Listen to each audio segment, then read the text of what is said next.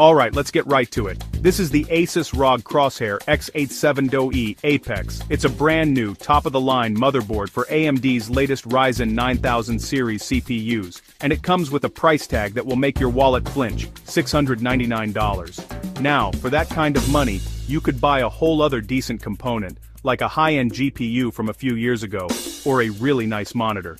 So, the big question we're asking today is simple: is this thing actually worth it? The short answer is, well, it's complicated. For a very specific group of people, the extreme overclockers, the liquid nitrogen junkies, the folks chasing world records, this board is a dream come true. For pretty much everyone else, it's probably massive overkill.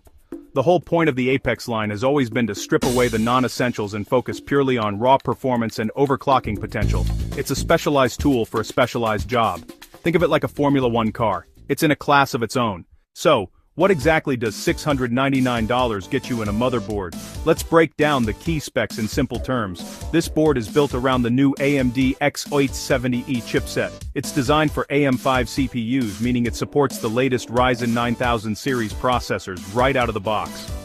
The E in X870E stands for Extreme, and it means you get PCIe 5.0 connectivity for your graphics card, and your primary M2 storage slots. This is the top-tier chipset AMD offers, foundation for a no-compromise build, at least on paper. The real headline feature here is the power delivery system. Asus went completely overboard, in a good way. It has an 18 plus 2 plus 12 power stage design, with each stage rated for a massive 110 amps. That's enough power to run a top-end CPU under extreme conditions, including being frozen with liquid nitrogen. This robust VRM keeps things stable when you're pushing clock speeds far beyond stock. It's the engine that lets this board redline without blowing up. Let's talk memory. The Apex has only 2 DIMM slots for DDR5. That's a deliberate choice. Fewer slots equals shorter, cleaner traces from CPU to RAM. Asus claims support for over 9,600 megatransfers per second. For storage, you get 5 M2 slots total. The first thing you notice when you take the ROG X870E Apex out of its box is the weight. This thing is an absolute unit. It feels incredibly dense and substantial in your hands, which is always a good sign for a high-end motherboard. Most of that weight comes from the massive heat sinks covering the VRMs, the chipset, and the M2 slots, as well as the full-coverage metal backplate. This isn't just for looks. The backplate adds a ton of structural rigidity, preventing the board from flexing or bending under the weight of a heavy graphics card or a massive CPU cooler. Visually, Asus has kept the design relatively clean and stealthy for a gaming board. Of course, there are plenty of headers on the board to plug in all the RGB strips and fans your heart desires, but out of the box it's not an obnoxious light show. The layout of the board is clearly optimized for open-air test benches, which is where extreme overclockers spend most of their time. You've got onboard power and reset buttons, a 2-digit postcode display, and a whole host of switches and buttons clustered in the top right corner. Even the placement of the main 24-pin and the dual 8-pin CPU power connectors is angled. One of my favorite design elements is the massive M2 heatsink with Asus's Q-latch. It's a thoughtful design from top to bottom. This is where the Apex really starts to separate itself from the pack. The top right corner of the motherboard, the overclocker's playground. It's packed with physical controls for on-the-fly tuning, no BIOS needed. To most builders, it's confusing gibberish. To enthusiasts, it's pure gold.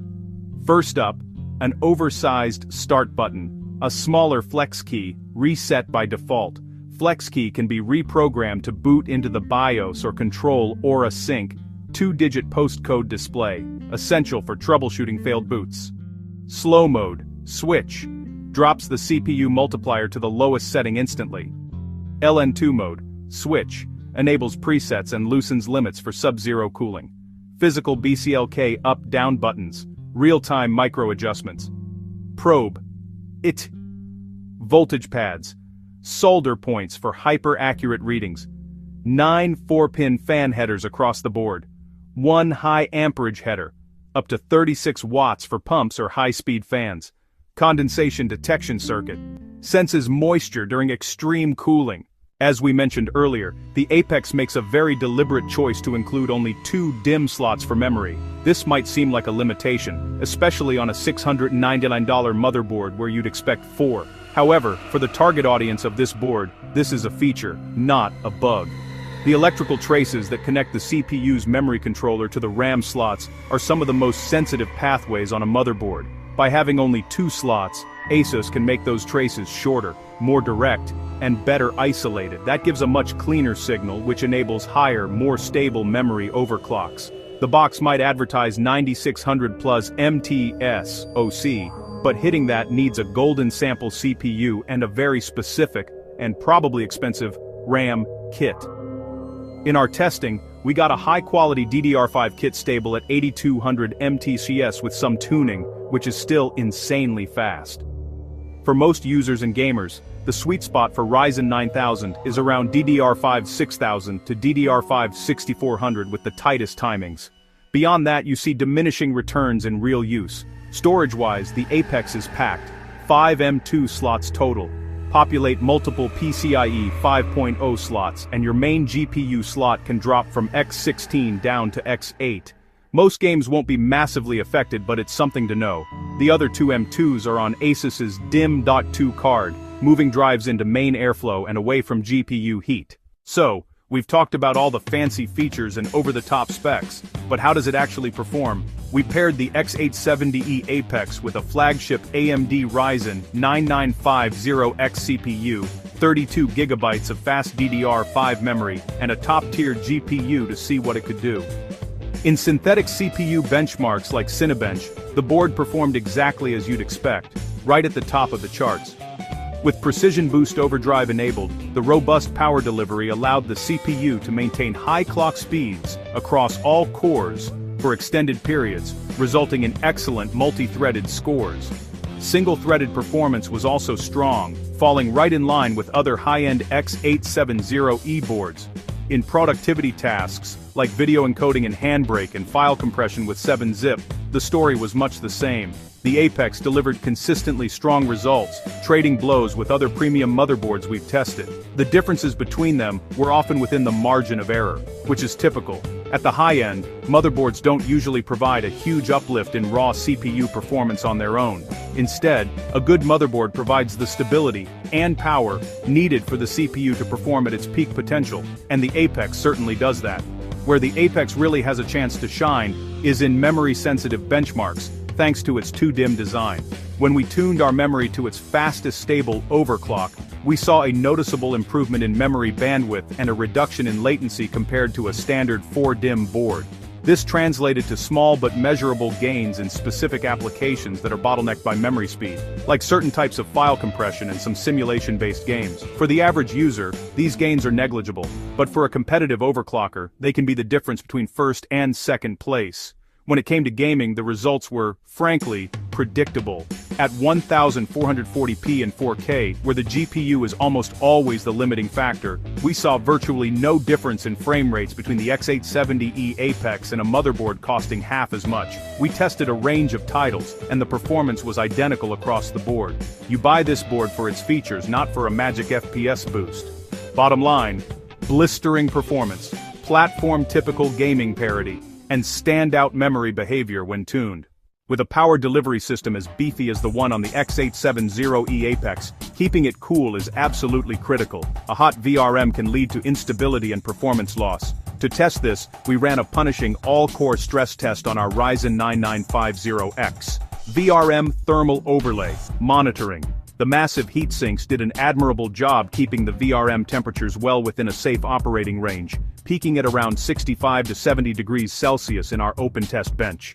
However, it's worth noting that these heat sinks are designed with the assumption of at least some airflow. In a case with poor ventilation, those temperatures would certainly climb higher. Asus does include a small fan in the box that can be mounted onto a bracket on the VRM heatsink. Adding this fan dropped our peak temperatures by another 5 to 7 degrees, which provides some extra thermal headroom for aggressive overclocking in a closed-case environment. That large, single-piece heatsink covering the PCIe 5.0 slots worked wonders. Even during a sustained multi-hundred gigabyte file transfer that hammered our PCIe 5.0 NVMe drive, the controller stayed below 70 degrees Celsius. The Apex's cooling solution effectively tames these drives, allowing them to maintain their blistering speeds. The DIM.2 card also kept its drives cool, thanks to its placement in the main airflow path of the chassis. The design ensures clean, stable delivery without dangerous voltage droops or spikes. Whether on air or water, the thermal solution is robust and effective. A high-end motherboard isn't just about performance, it's also about connectivity. The rear I/O panel on the Apex is absolutely stacked. The highlight here is the inclusion of two USB 4 Type-C ports.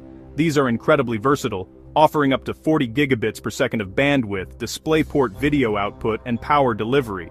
One of the front panel USB-C headers can also provide up to 60 watts if you connect an extra 8-pin power cable. Beyond that, you get a whole bunch of USB options, and even a dedicated PS/2 port, a specific request from extreme overclockers. Audio is powered by a Realtek ALC4080 codec and a Savitech amplifier. For networking, you get Wi-Fi 7 and a 5 gigabit Ethernet port powered by Realtek. Some might argue 10 gig would be better here, fair, but 5G is still a big step up over 2.5G. The accessory package is generous: DIM.2 card, Wi-Fi antenna, and a USB drive with software. It's a premium unboxing experience that makes you feel like you're getting your money's worth, even before you've installed the board. So, after all that, we come back to the original $699 question. Should you buy the Asus ROG X870E Apex? For about 99% of people building a PC, the answer is a simple no. It's not that it's a bad board, it's an absolutely phenomenal piece of engineering. It's just that it's a highly specialized tool designed for a very specific task: competitive and extreme overclocking. Most of the features that make this board so expensive will go completely unused by the average gamer or content creator. If you want a feature-rich, high-end motherboard, there are more sensible options that give you 99% of the experience for less. Put the savings into a better GPU, a larger SSD, or a nicer monitor.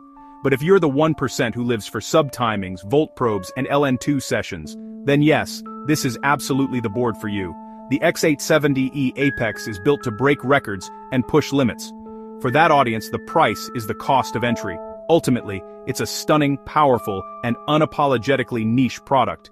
Incredible, but not for most people. Thanks for watching, and don't forget to like and subscribe for more deep dives